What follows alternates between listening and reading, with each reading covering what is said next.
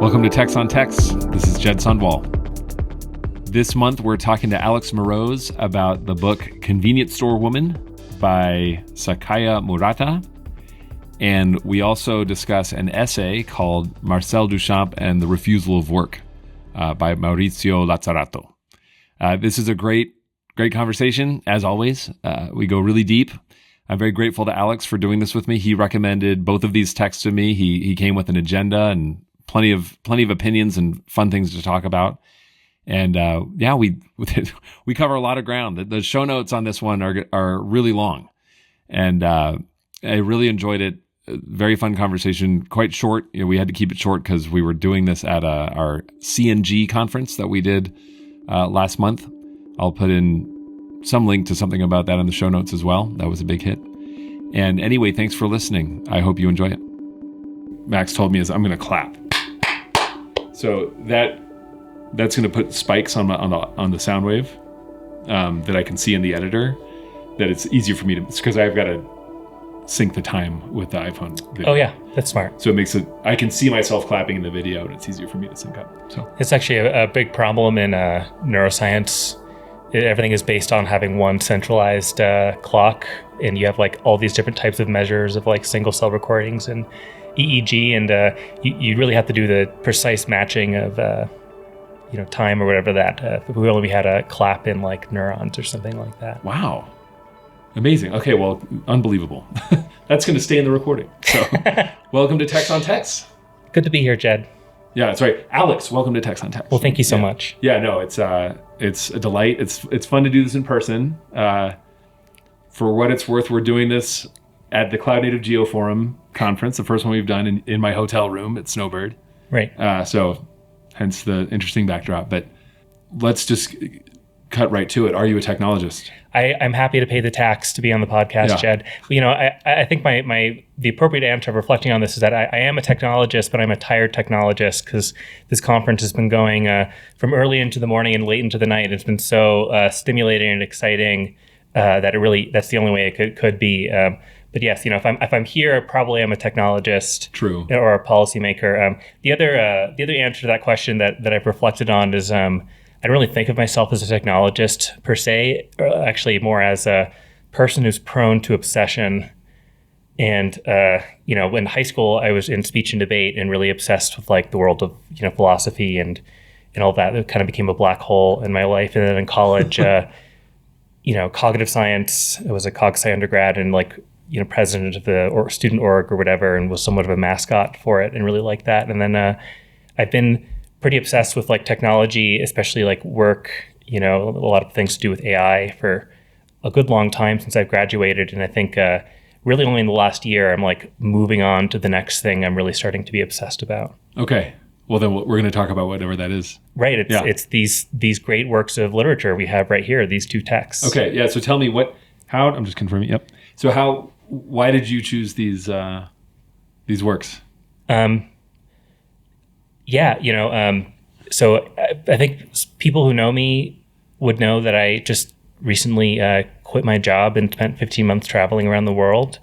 And part of the intention of that was to kind of deprogram myself from a productivity mindset in my career, or figure out what there is more in life. And these two texts kind of stood out on a very long reading project that really continues to today, about this idea of centering life on things beyond work, and really this kind of interest on the theory and purpose and function of work, and why we do it and why it's really necessary.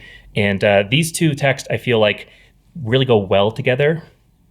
I feel I can explain the backdrop of Convenience Store Woman, or what my summary is, which is a summary and an interpretation. But I feel we have a Convenience Store Woman by Sayaka Murata, and I'm so sorry, I'm going to botch names, here. Yeah. And Marcel Duchamp and the Refusal of Work by the famous Italian Marxist Maurizio Lazzarato. Okay. So famous and Marxist that he's currently exiled to Paris. But he actually, so my cousin was reading this, my cousin Mira, who traveled with me in India, and I remember her reading it in like this really cool place in Goa, like this. I could explain the event in it later. And she actually the part that stood out to me that she said this text reminded her of me was the part about puns. Because if you'd known me from like high school until like way too late in my 20s, if you had like spent any decent amount of time with me, I would have made like nothing but puns. Like it would have. I would have not had a conversation with you more as like an opportunity to snipe for opportunities for wordplay. And interesting. It came to be a problem in my life where I had to stop making so many goddamn puns and really like listen to people. But anyway, I love it. So that's why my cousin thinks of me for the pun type of a thing. And then eventually I was like, this kept telling me more about this, Marcel Duchamp. And I was really interested. And then eventually I was reading it, I think in the perfect setting possible, which was mostly in, Japanese onsens in the middle of Japan, just sitting in hot water, doing absolutely nothing except reading about the right to refuse work and the right to laziness. Okay. I love it. Okay. I got to say, like, as you have seen, I'm sure at this conference, I've been completely overwhelmed and, we're squeezing this in. And I'm so excited to talk about these works right now because they seem so far afield from everything that I've just been steeped in, preparing for the conference, running the conference and everything like that. And anyway, it's but then also, I mean, I do think that we're on the cusp of, we have been for years, I've been concerned about the fact that it does appear that human labor, the value of human labor is falling off a cliff quite rapidly in a lot of contexts, and especially some human labor that's been very highly valued is going to be very quickly become not very valuable at all because of advances in technology. And so how we define ourselves relative to our ability to produce things and to work, it's a huge moral shifting that we're going to have to undergo. And anyway, I think these pieces address it in very interesting ways. So I think so. And I might add some snippets of other readings I've been doing on my reading project. Okay. Well, yeah. So let's because it's an All Spoilers podcast. Do you want to describe Convenience Store Woman? I will give you my summary and interpretation of Convenience Store Woman in one. Because I really can't disconnect it. It's about Keiko Fujiwara. I'm going to mispronounce names. That's fine. Miss Fujiwara, who is like, Convenience Store Woman in Japan, and she spent at this point in time, she's 36. It has spent first 18 years growing up, and right now she spent 18 years, her whole life, adult life, working as a convenience store worker in Japan. And like throughout the story, you find out that maybe it's like this is a book with an unreliable narrator. That you find out that she has some sort of neurodivergence that, in my opinion, resembles autism. But I think like because this is fiction, I think we might, for the purpose of this podcast, call it foreign object syndrome. Like she talks about herself being called, being removed, like being under threat of being removed as a foreign object to society. And there's another character, Shahara, the guy, who also has foreign object syndrome. But the ways they differ, in my opinion, are part of the core of the plot, which is the forces of patriarchy. I think this book is really a description from the characters of two neurodivergent people who cross paths and crazily potentially form a life together, mimicking almost like in a cargo cult a lot of the roles pushed on in life of two big social forces, which is the duty for work and the duties of gender, which I think is summarized by this this shame that is quoted by one of the convenience store workers. How old is he? 35 or so, and taking a job like this, he's beyond hope, isn't he? And then someone responds, a dead ender, the worst type, just a burden on society. People have a duty to fulfill their role in society, either through the workplace or the family. That, I think, is the core of what this book is about. Yeah. Okay, I agree. The summary. I also just figured that remind me, what's her name?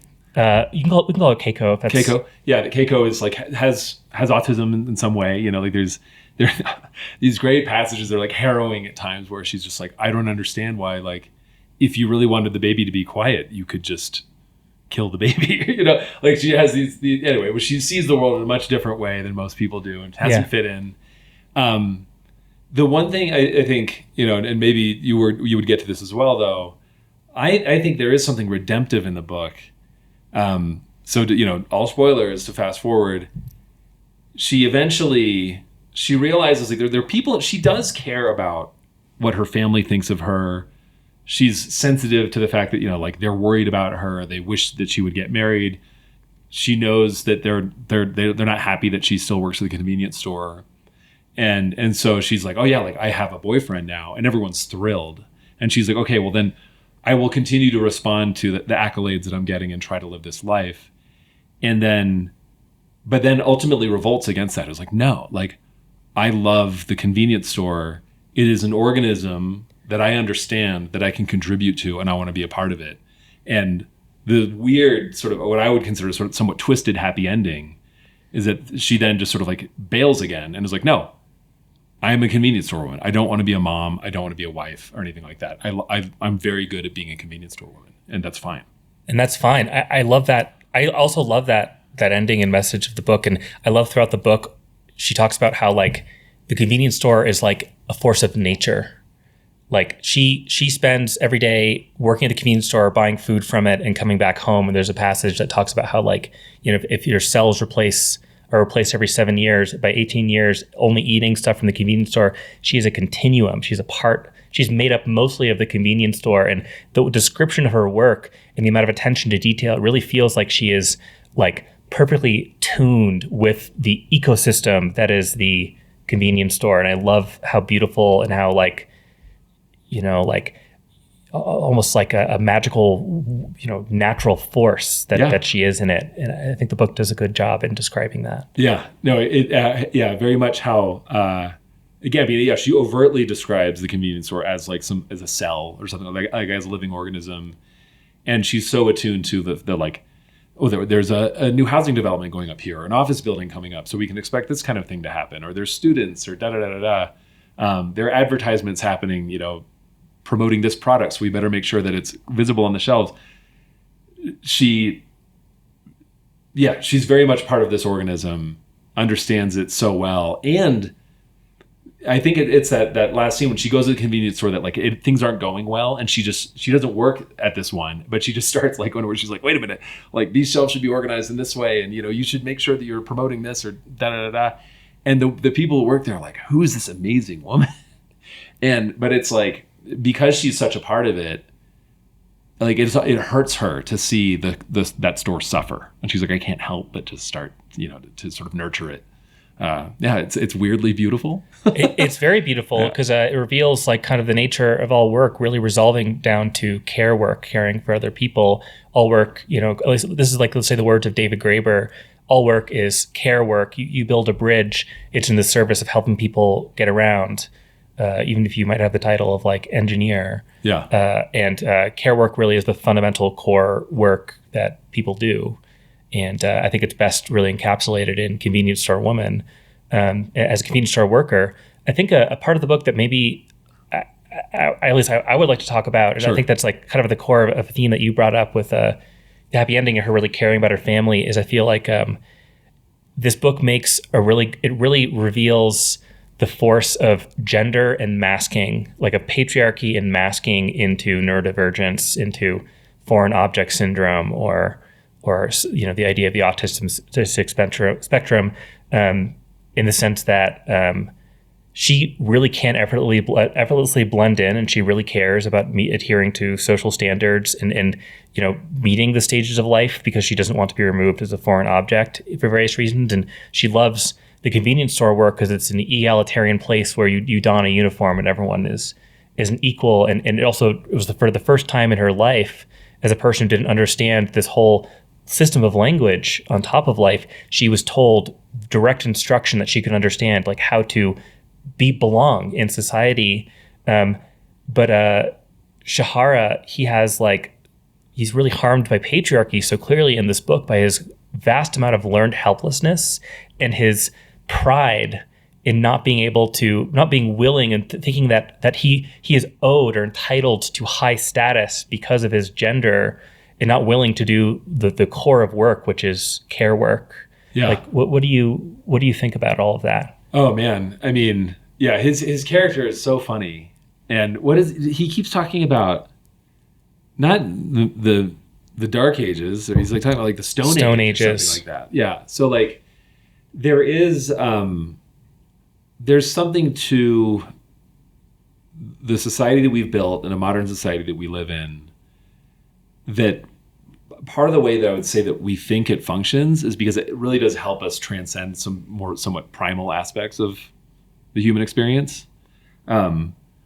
Which I would expect if we're thinking about Stone Ages where like gender roles were like unavoidable, in a lot of cases. I mean, I've been doing a lot of reading in prehistory. Okay.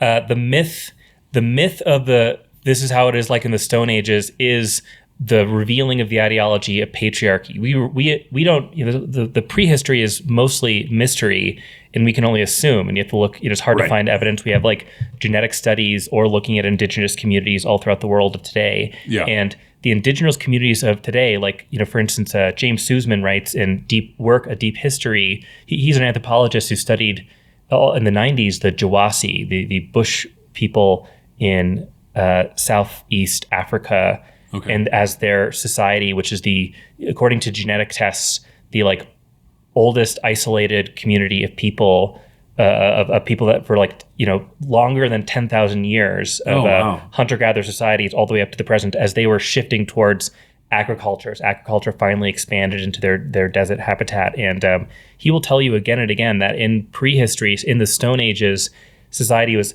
deeply egalitarian. Yeah. And I think the part of the book that most really strikes to me and speaks this is, you think of the idea of the hunter, going out and killing, hunting and killing food, and like egalitarianism was so important to the Jawasi. They have a practice called mocking your meat, and the idea is that whoever kills game, and a game, like meat is such a high store of energy and so valuable, and everyone really wants it. But the common cultural practice is whoever, is the most valorous and kills and brings back meat for the tribe, they, as a rule, have their meat mocked. Their meat is too small or too fatty or like really bad or the gamey or all of this stuff, because they want to enforce the egalitarianism, because they know there's a threat of it going to their head and them violating the core constraint of equality. Amazing. So the idea is that like, you can't lavish anybody with praise because they've done a thing well, because you don't want them to feel like it's like tall poppy syndrome. I don't know if you're familiar with this concept, like the tall poppy gets cut off, right? I have Scandinavian roots, and so this is pretty, common there as well, is that, you disparage people who try to stand out and assert themselves too much. Very Kiwi humor too. Yeah. I know this shows up in a lot of different cultures, but it's interesting to think about it as being like a function of like governance, like tribal governance, at that much sort of smaller collection of human level, like why that would be important. When I'm thinking about gender roles, though, in the Stone Ages, I'm also thinking about like just like how fatal getting pregnant used to be, Yeah. And so, but regardless, I mean, I think there's clearly, I think this is top of mind for me because we're in Utah right now, and I've given up on avoiding talking about this on the podcast because it keeps coming up. But I was raised Mormon. There's a document in Mormon theology that's important that was written sometime in my lifetime called a Proclamation on the Family, or the Proclamation on the Family, where the church leadership said the family is the most important thing in society, and family should look like this. You should have a husband and wife, that live together and support each other and their kids. It's a pretty like anodyne document that for most people growing up, perhaps in the United States or the Western world, where people have single family homes and you don't have multi-generational households, it's like, sure, that sounds like a family. It's like a sort of a Cosby Show style family or something like that, the kind you see on TV all the time. And they're just like, let's just make this doctrine. Like, that's what a family is supposed to be like. And, look, I don't have super strong feelings about the church one way or the other. Like, I'm not like in the church really anymore. Haven't been for a long time. But I really don't like this document because you talk about neurodivergent people or just people who like, they don't need to do that. Like, there's many other ways to live. And I mean, there's a great passage in the book of, I think so it's the guy's like sister-in-law when he's like, no, I'm with a woman now. And then his sister-in-law talks to Keiko. Oh. And she's like, what are you doing? Like, you shouldn't reproduce. Right. You shouldn't reproduce. Yes, the sister-in-law. Yeah. Like, please, for everyone's sake, don't. Yeah. She says, keep your genes to yourself. Right. Yeah. Oh my gosh. Yeah. Which is harsh, but also like, I think I probably agree with her. Because there are, we've lived through the debate in our lifetimes around like gay marriage and stuff like that. And people are like, gay people shouldn't be able to raise kids. And I'm like, I can think of so many heterosexual couples that should have never had kids, and are very bad at raising kids. Like, so the fact that we have this force that is pushing so many people into creating, family relationships like this is, I think, it's a dogma that we should be leery of. Yeah. Yeah. That said, I think it's great when people form families. I've got 3 kids. I love it. Yeah. So my policy on this is like, I can't recommend to other people that they have kids, but I can tell you, like, I love being a dad. So I think it's good for societies to grow and for the population to grow and everything like that. But that can really come at a terrible cost for some individuals. Yeah, I think maybe the spirit of the book. I would like Keiko or Ms. Fukuwara to do what she really wanted to do, and not really live up to anybody's set of expectations of whatever the role is in society, and like be able to make her own choice and kind of live her own truth. Well, and understand that that's like, society needs that. Society needs people like that, and so. I mean, this is a pejorative term, but like a spinster, or whatever. I'm also thinking about this in the context of like the Mormon, the proclamation on the family, which is sort of like, there's really only one way to be, and this is the way to be. And I'm like, well, that's like gay uncles are like a really important part of a lot of people's lives, and like, whatever. Again, spinster is a pejorative term. That's not a nice way to describe somebody, but like, it is horrifying to me to think that like there are many, many women who don't get married and don't have kids because they don't want to, and they're pariahs because of it, and that's, that's overt in this book, is that she knows that everyone looks at her and is like, you're clearly a failure to launch, and are not doing your role in society. And she's like, I'm absolutely doing the best thing I could possibly do in society, and that's okay. Yeah, and I think she just really wants to belong and be told that it's like, okay, like there's a quote where she talks about how, she got by not really speaking out ever. She made that, I think you talked about the really astounding thing she did when she was in elementary school, and then she learned to be quiet. And then soon she noticed that being quiet was being a problem too. And always had to like kind of always perform. There's a concept, I think that's like pretty ubiquitous. It hits, maybe it intersects really funnily with neurodivergence, but like there's no unmarked woman. I'm trying to remember the expression that's like, you can try to dress in a way that you're saying, I don't want to participate in fashion, but that itself is a style choice itself that has consequences, that is an aesthetic you're trying to project. It's very much like Zizek's idea that you can't step outside of ideology. You step in between it or into, and she just basically it's just like really embellishing or like really demonstrating all these different layers of obligations and expectations, above like, that are kind of like demands of duties to not be burdened on society. From this book that I mentioned by James Sussman, a lot of the duties, I can't really, it's just not really focusing on gender, it's focusing on work, but a lot of the reasons why we work, or we have the model of work and kind of always increasing in status and all this type of a thing, it has to do with the invention of agriculture 10,000 years ago. And agriculture also is really profound in changing gender relations too, in the movement from fiercely egalitarian societies into ones that were more stratified by gender. And there's a really great article by this publication on Substack called The Noosphere, which basically revealed that in the like archaeological record, we can see evidence of like different diets, like a shift in the beginnings of agriculture in like human remain records, the shift in diet that was like cultural force, where like bone records showed that there were more similar physical differences between sex and gender, but what shifted and like we kind of slowly evolved to were vast differences, and it had to do with just restricting food based on roles of work that led to a different physiological body that was coupled with there was like a effect of gender. And I think it also has to do fundamentally with kind of what a lot of society is oriented around.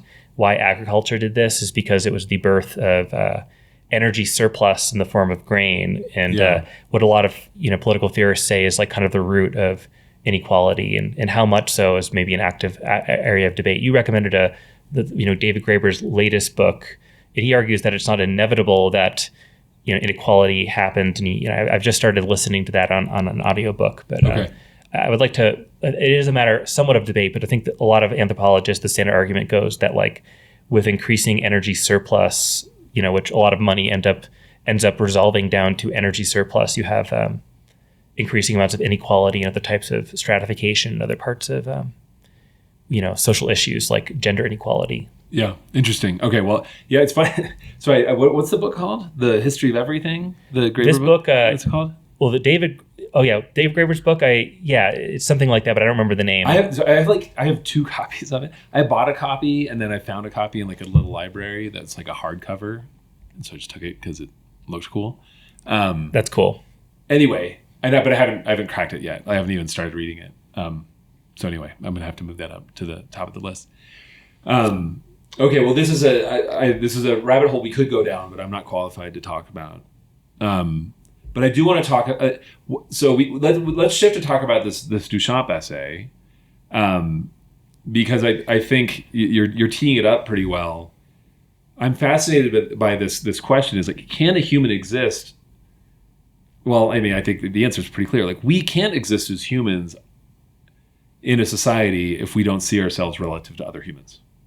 I just was reading that, I think like last night or the night before, that like Duchamp kind of noticed that the value of art and all work, like the products of work, he believed fundamentally that it was relational, and that the idea of the consumer of the art, like the public or the individual viewer, is as part of its creation, part of its importance as the artwork itself, which is a big reason why the ready-made, like Duchamp, I think most people know actually as the guy who turned a urinal upside down and put it on a pedestal, and that's why he called it art, and then people really took on the art world. And this is really, this essay kind of explains the philosophy of all of that he basically challenged the kind of like world of hyper production in the turn of the century, where everything was being mass produced, kind of fading away from crafts work, and challenged the kind of idea of everything can be priced in a market, and that's what has its value, or the value of work you put into labor.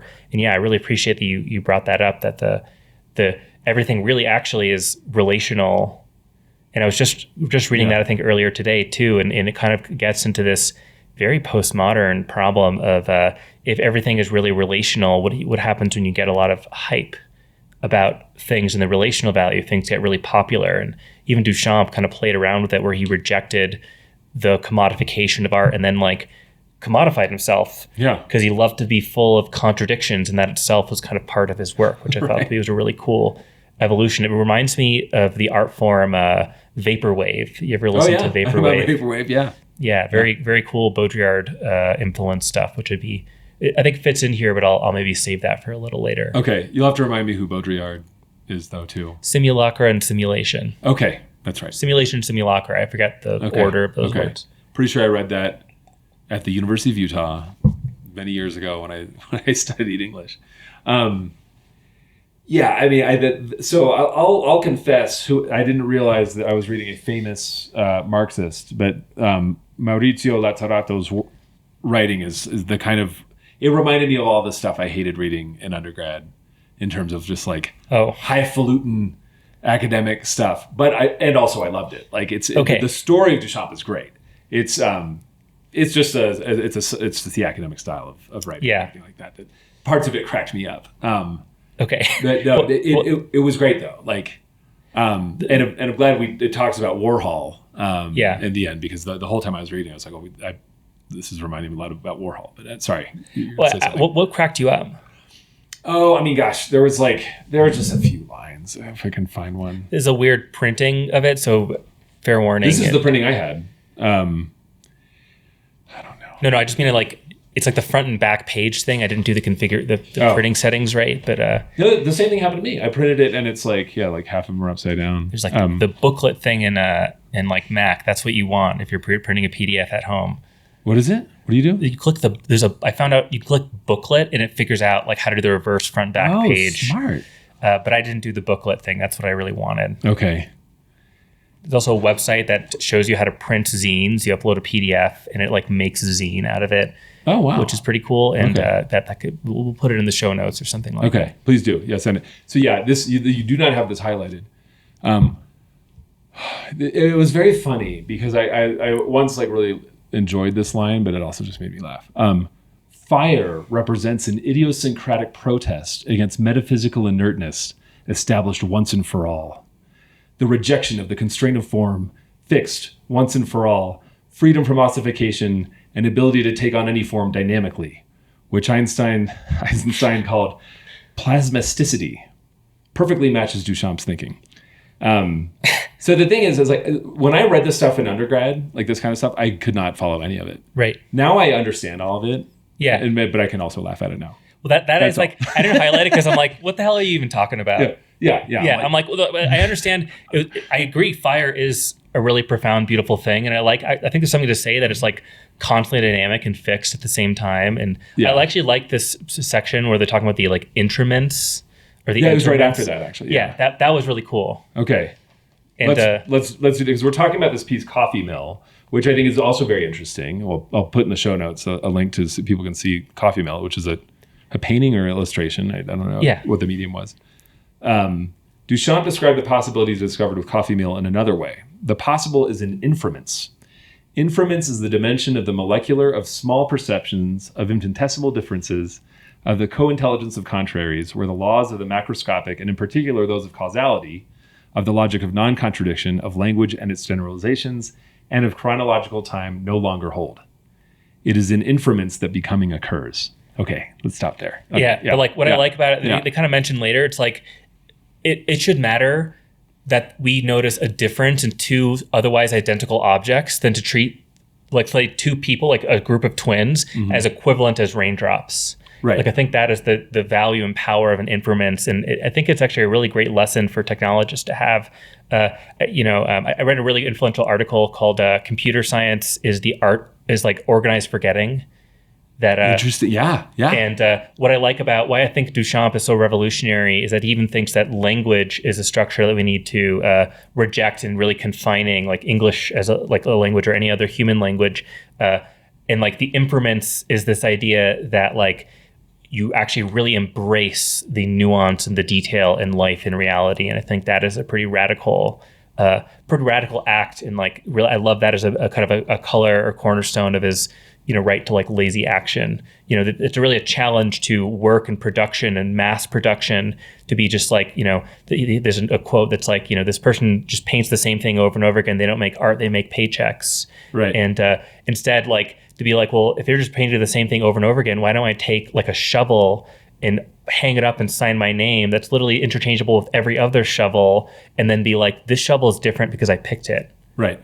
Like I think that is a radical, profound thing, especially in an age where now like we're in a new age of high abundant production where we have the end of one form of craftsmanship. Usually, artisans were really abundant in like the late 1800s in the United States and all around the world. And then Taylorism, like the creation of the factory, automated a lot of way and took away people's ingenuity. Now they're doing a lot of repetitive motion, like 14 hours a day, grueling. And Taylor, in inventing managerial science, created basically humans as machines that were so efficient that Taylor also created a system where another Taylor couldn't come up again and create a new revolutionary system, the type of world of mass production of like the factories of today and the production of today and the type of humanity that we want today all are not really possible in a Fordist, Taylorist model. in the first place, we really want to encourage critical thinkers. And in today's era of mass production is all in the realm of thinking with AI and automating it. And that's why I think we really need to look to Duchamp right now a lot and really embrace him into our hearts and find all the confining parts of language and even things like all the language that's automated and produced by all those things, and see that as a really limiting thing to the core of what it means to be a human being. Yeah. You know what I mean? And to exist. Yeah, it's so constraining. Yeah, I think, it's what the inference in this concept reminds me of is I've talked to, at least like we exchanged something about this on Twitter or something back in the day with Ryan Abernathy about how like we should all probably be talking about Heraclitus a lot more. So Heraclitus, this Greek philosopher who just observed that like the nothing in the world is ever the same. Nothing's static. Everything's constantly flowing. You can't step into the same river twice. And those of us technologists, those of us who work in data, are constantly deluding ourselves into thinking like, I've measured the earth as it is. It's like, no, you have not. Like you've recorded an attribute of something that you were able to observe at one point. Yeah. And that might tell you something about something, but actual reality is far more than any of these things that we can kind of reduce down into a number or a token, a word, language. And we've developed these ways of seeing the world and explaining the world to one another in ways that enable us to cooperate and collaborate, and it's fit for purpose for us to thrive as a species. But that's not actually what the world is. And I think I don't know. Like I don't know how to say it. It's like perilous for us to like believe that, but I think there's value in looking beyond the constraints that we've set up for ourselves. Yeah. Something I like to say is there are no reliable narrators. Right. Oh God, no. And I think this is a fun work of fiction where you actually learn way more, and you have to really be critical of the voice of the protagonist in Convenience Store Woman. I think even so I studied cognitive science, and they teach you kind of in the intro like Cogs 1 or whatever. Yeah. We experience reality on a delay.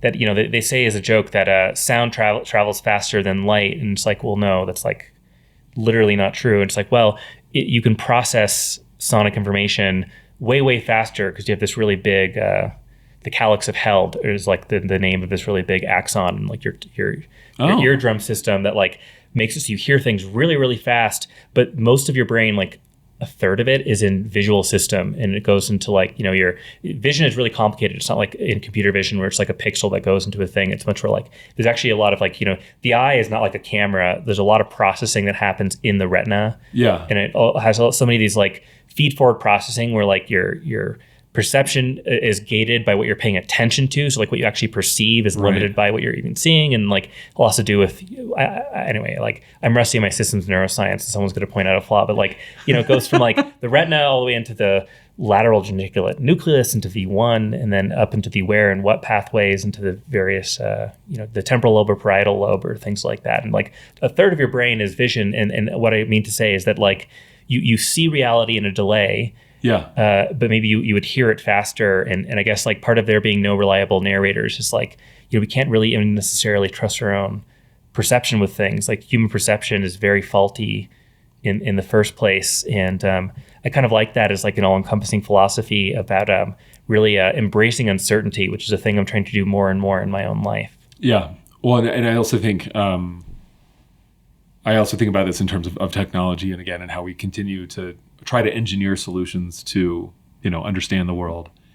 That all the systems that we have to build tech, to go back to both of these works also address capitalism in these very interesting ways, is that we've created markets that are very effective at giving us what we want. And we are not, I know for myself that I'm not like the best source of information about what would be good for me. The things that I want are not always good for me or the people in my life. My joke being like, I want far more Doritos than I should, but then we also live in a world, and this is very interesting, again, in both works, where you're discussing hype, but you can just also think about like sort of like any brand that exists to and they're quite good at this, to convince us that we want certain things that serve them. That's not an intrinsic desire that we've had. And so, no, there are no reliable narrators. You can't trust the corporations that are convincing you that you want to buy their product or to live the lifestyle they want you to live, or the employer that wants you, to seek promotion. And also you can't rely on yourself. So it's tough. I think it's just like a call to humility or something. Can I interest you in Buddhism? Because Buddhism, yes. It's just like, it's a very esoteric religion where you don't, there's no afterlife, and, there's no deity, and there's no, there's just like karma or whatever, and there's no soul and all these things. And yet it's like a religion based off of happiness and all these things, your description, your description of like all these like deeply uncertainties and nuances and esoteria. And then like, we actually should be really, really happy about all of that. I feel like that is really descriptive of Buddhism as well. I was raised Buddhist, and that's how I imagine the definition. But we don't need to talk too much about that. We should. I mean, this came up somewhat recently. I had some epiphany, reading stuff on the internet, and was like, and this is very relevant to convenience store women. And I also tie this to Christianity as well, but my own version, my own interpretation of Christianity, which is that so the problem, like a huge problem, is that we're continually being convinced by who knows who, but it's coming from all over the place, that like whatever our situation in life, it's not good. Like it should be fixed. There's like a problem to be solved. So it's either like you should be getting promoted, or you should be thinner than you are, or you should be stronger than you are, or taller, or whatever it is. And I was reflecting on this, and I'm like, I actually looked up, I forget what the search query was, but it was something like Buddhism, life is suffering, or something like that. And which is a concept I was familiar with, but what I didn't realize is that it's characterized as like the first noble truth. It is the premise of Buddhism. Yes. Yeah. And I think it's so beautiful and useful to recognize, like, no, like the default setting of existence is actually that you're going to be dissatisfied by all sorts of stuff. But what's horrifying is that we do need more Buddhism, because the result of that is that, as we've constructed societies and we organize as humans, plenty of people have figured out how to exploit that and trap people, and just be, oh yeah, like, your life is not the way you want it to be, and there's a solution for it that you can pay for. And I'm like, no, I think before you pay for it, and you can if you want to, you should also just accept it. So this reminds me, there's so many things I want to react to. I want to react to what you just said, okay, and to something you said a little earlier. But I'll start by saying what this reminded me of, exactly what you're talking about, is something from this Duchamp essay. In the Home for the Lazies, Home for Lazy Adults, and Orphanages for Young Lazies, Duchamp wanted to open where the stipulation would be that you cannot work presupposes a reconversion of subjectivity and working on the self, because laziness represents a different way of inhabiting time in the world. And like, my note to this is like, my New Year's resolution this last year was not to have a New Year's resolution, because I'm perfect the way I am, and I actually just want to accept myself. Yeah. And that's what the Home for the Lazies reminded me of. Something you just touched on right now in a cultural element, and also in a capitalist element from before, reminds me of what I read in this History of Work. So the History of Work by Work, A Deep History by James Sussman covers 1,000,000 years of human history, going from the invention of fire all the way to the invention of robots. Okay. And imagine it as one large continuum in an era we have to work.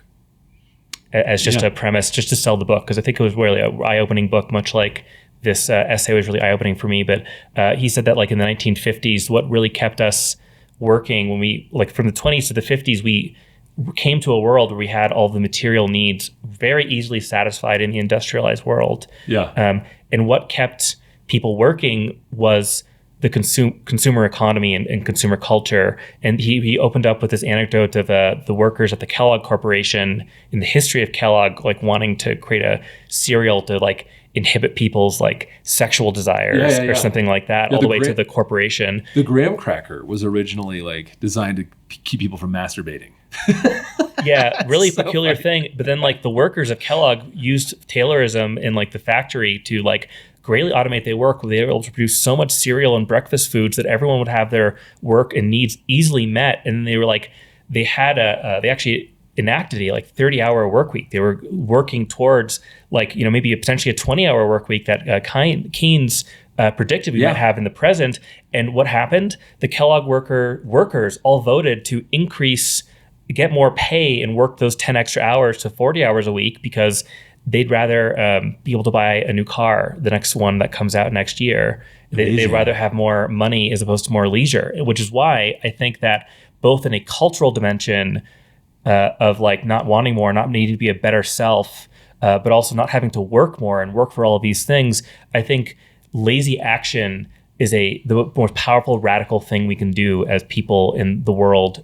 There's a really great quote kind of related near that in the essay that is literally true according to this anthropologist history of humanity, James Sussman, that Lazario writes. No generation in the history of humanity has sacrificed so much time to work than those generations' misfortune it has been to be born under capitalism.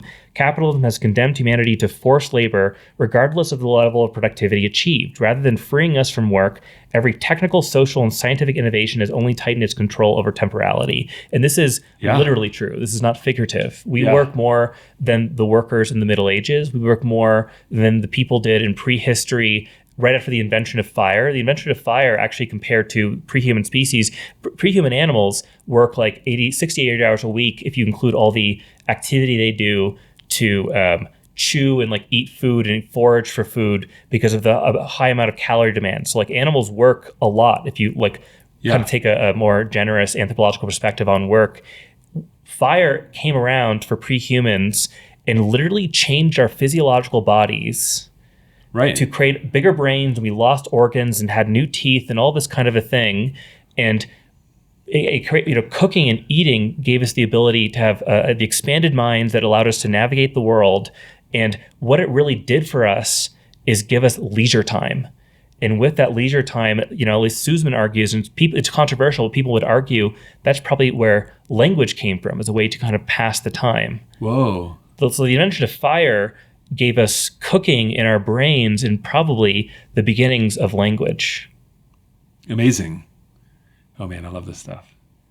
There's on the Dwarkish podcast, you talk to some guy who's a DNA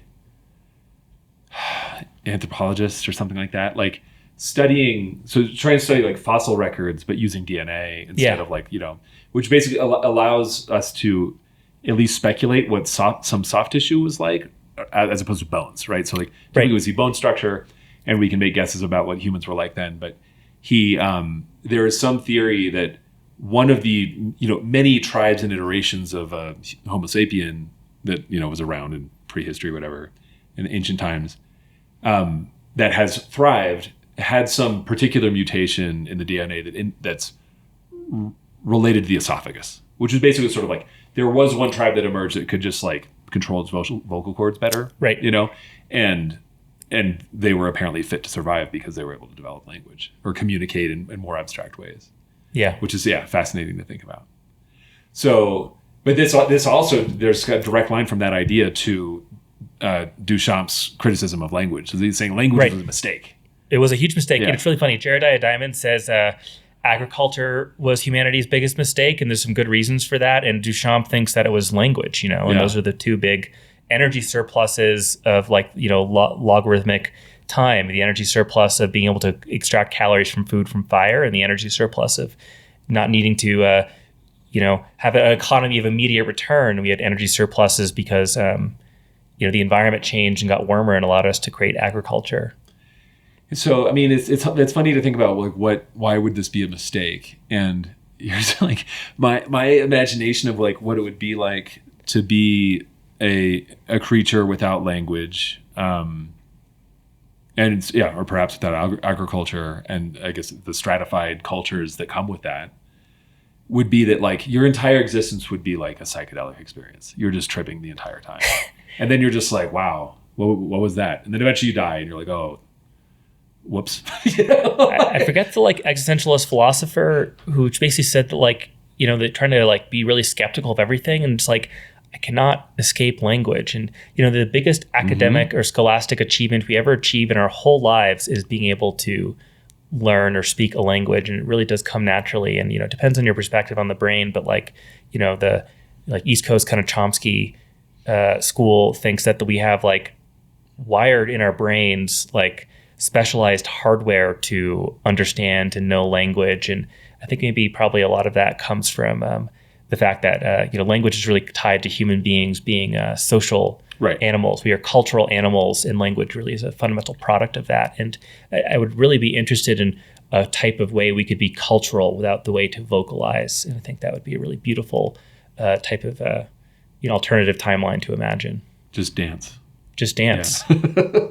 Yeah. I mean, ASL is a really great medium of language. It is I have a lot of my peers, in the cog sci department or undergrad went to study sign language, and that is a language like any other. And there are puns and other types of things that you might think that would only exist sonically or vocally, but like, even if we didn't speak, we would probably have language. So like, I think it's a really hard thing for us to imagine. And I think maybe that's why Duchamp likes it being this like really deep iconoclast, is to like imagine this type of thing. And have you read Italo Calvino's If on a Winter Night a Traveler? No. It's a really cool, it's really a frustrating work of creative fiction, but it's like really a common read in like creative writing departments. But in there's a character in the book. So there's two characters that are opposites that are friends. One is a character who reads everything that she possibly can and is like currently reading right now. And she's friends with a character who teaches himself not to read. He becomes illiterate and unlearns how to process characters. And I find that beautiful and fascinating. And it's a book about like literature and about this like surrealist blending of, anyway, I think you'd really like it. It's a pretty great book. That sounds very up my alley. Yeah. No, I think this sort of going back to my thing about Heraclitus and whatever, and like, I can see us as a species, and again, us technologists, that are, again, so deluded into thinking it's like, like we can measure reality and we can encode it and share it with one another as like facts. It's explicit in the mission of Radiant Earth, is that our goal is to increase shared understanding of the world through data. Right. I think, I think that's a noble cause. And also I'm like, that's one path that we can go down as a way of being and seeing the world. That is almost certainly the lie. Okay. There's a more profound truth, which is what I call maybe the mystical realm or something like that. Which is, where we abandon all concepts and we experience reality for what it is. And it's much more vast than anything that we can reduce to data. But, this has been my career, is trying to figure out, can we use data and a shared understanding of the world that comes through language and through data to improve how we cooperate as a species? And it's a good way to make a living. I'm happy. I like doing what I do, but with this recognition that like it is all kind of a delusion, I think. Data, I think the value of data is that it can help you manage uncertainty. Yeah. That's what the value of information is. But why? Like, who cares about managing uncertainty?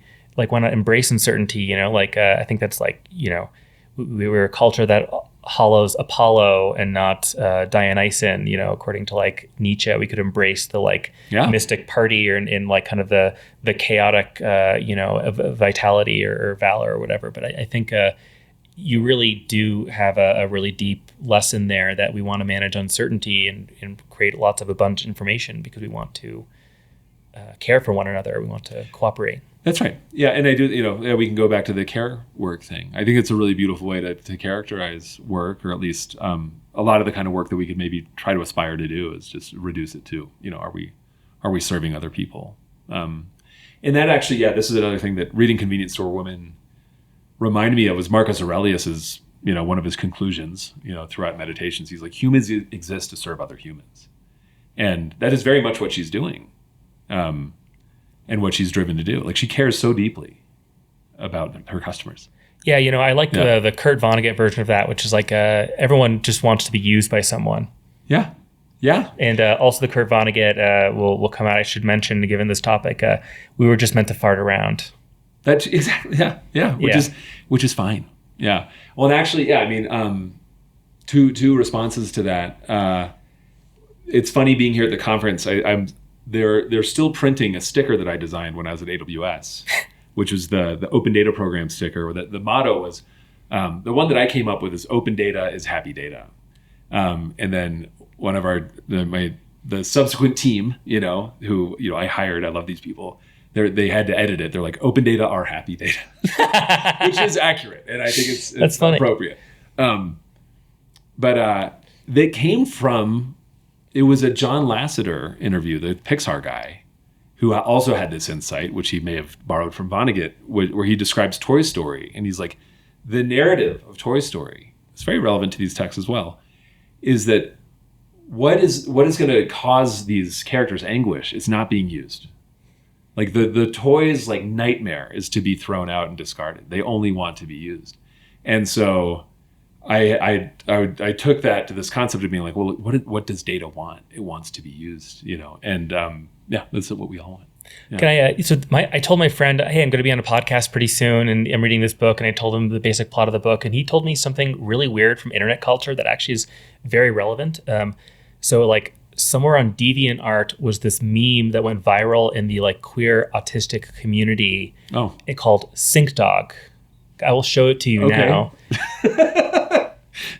I don't have my phone on, but I will describe it for the listener. Right. Sure. As I turn on my phone, and we can add it to the show notes. Sure. But it basically looks like a cartoon drawing of a sink with a anthropomorphic dog, with their sink in the belly, and they're washing a dish, and they're like vaguely femme or feminine, and it apparently has gone really viral in autistic, if not queer autistic circles, and like the interpretation community built around it is this idea of what often certain types of people on the spectrum really want, or like who have that flavor of neurodivergence, is to be useful, like a sink that you use every day, and to be like a good boy or girl, like a dog.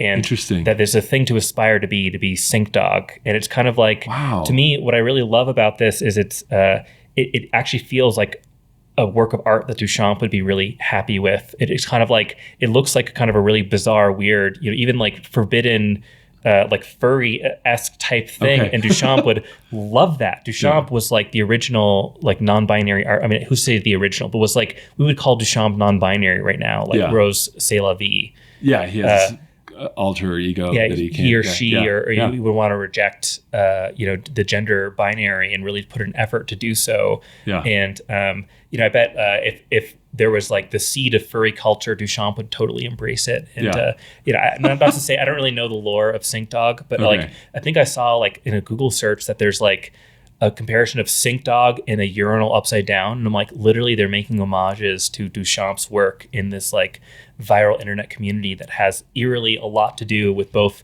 like, if like this community, if you know Sync Dog but you don't know Convenience Store Woman, you will really like this book. You want to tell those people. And if you don't know the artist Duchamp, like, you might find like new truths in these types of things. Anyway, like that was like a weird part of internet culture where like it is ugly, and it is like almost like a hyper pop internet kind of a thing. But actually, I think that's like maybe a beautiful piece of culture that maybe is like way more impactful than like any NFT of like what it really means to kind of like hold a constraint to society that you just really want to be loved like a dog is loved, because it's easy to understand a dog's love, and useful like a sink because it's something that is a part of you and useful every day, and all of that stuff is like a kind of a core drive that we really all have, that people see that actually, it's not that they don't really get what you and I see or whatever, or maybe we don't really get, like there actually is just a different like perception of like the same truth. You know what I mean? That we are, blinded by this like fluid of, like we're in an atmosphere right now. We're in a fluid. It's like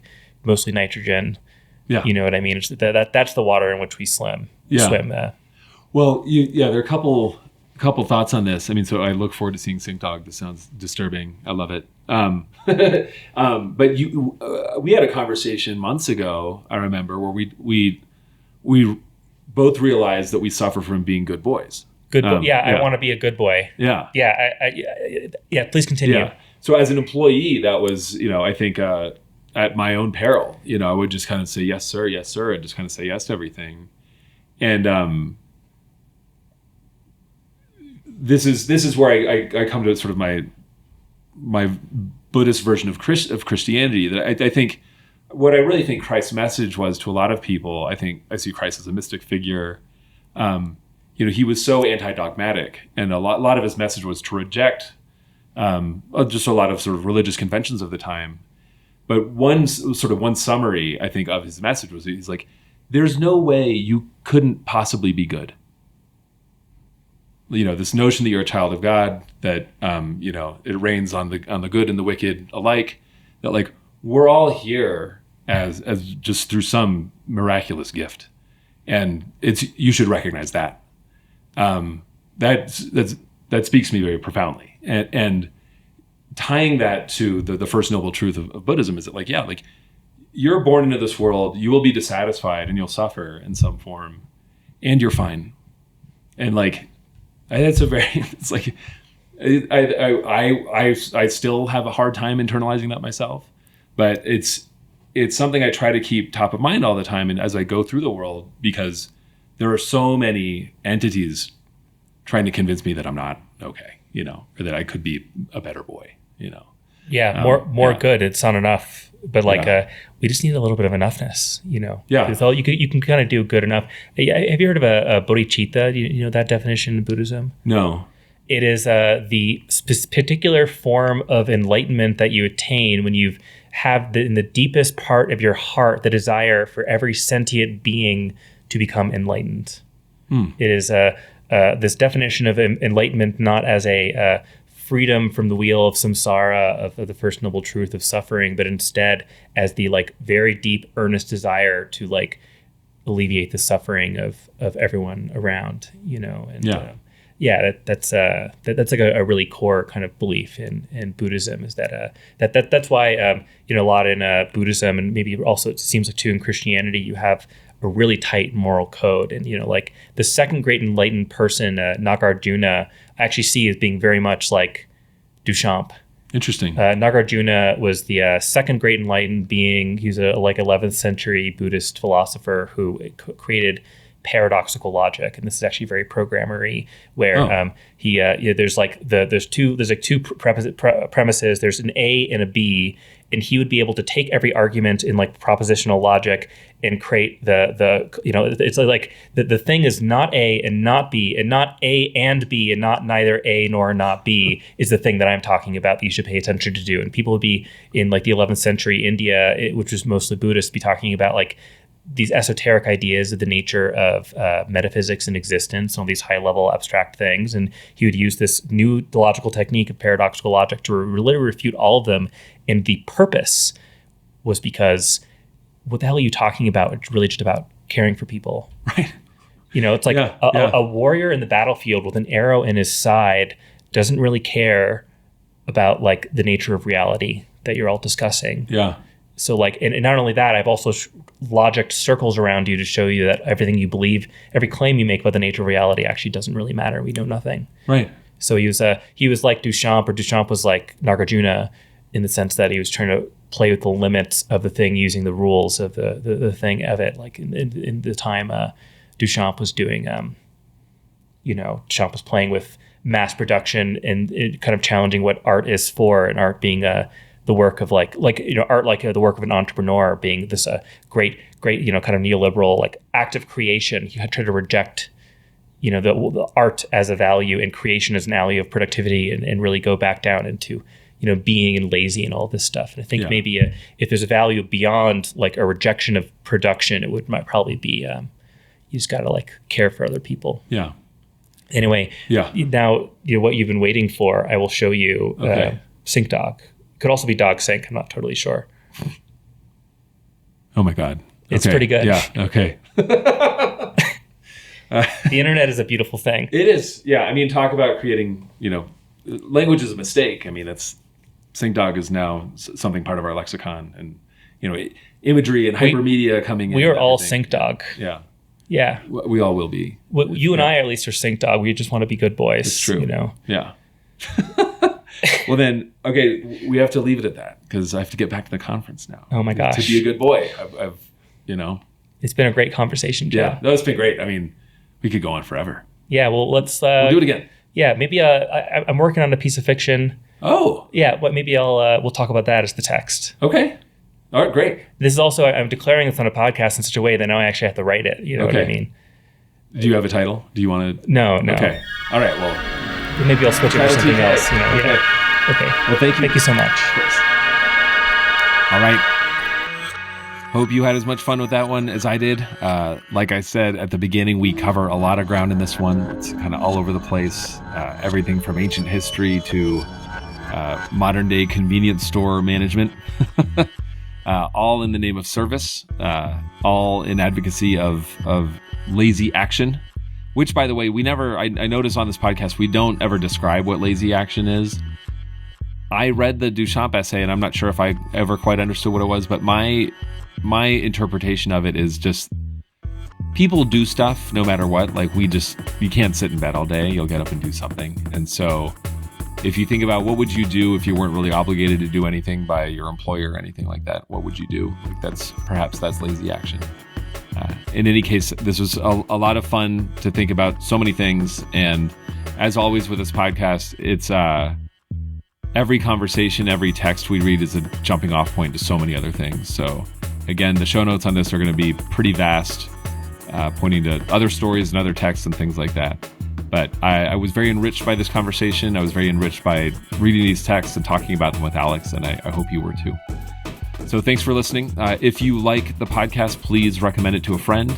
Like, subscribe, leave reviews if that ever makes sense, if that's a thing that you do. I think it would help. As always, the intro music to Text on Text was made by Secret School. This outro music is the song 3/10 of the Population by We.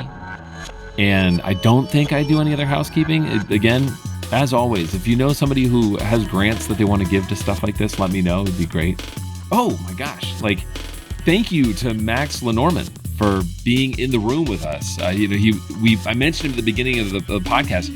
Max Lenormand, the guy behind the mind behind Minds Behind Maps, my podcast guru, who taught me everything I know, was in the room with us, helping with the setup, getting the camera set up and the microphone set up and everything like that. And then he bailed before the conversation happened, but he was our production assistant for this episode. So major shout out to him for his help on this. Anyway, as always, a huge pleasure. Thanks for listening. I will see you next month.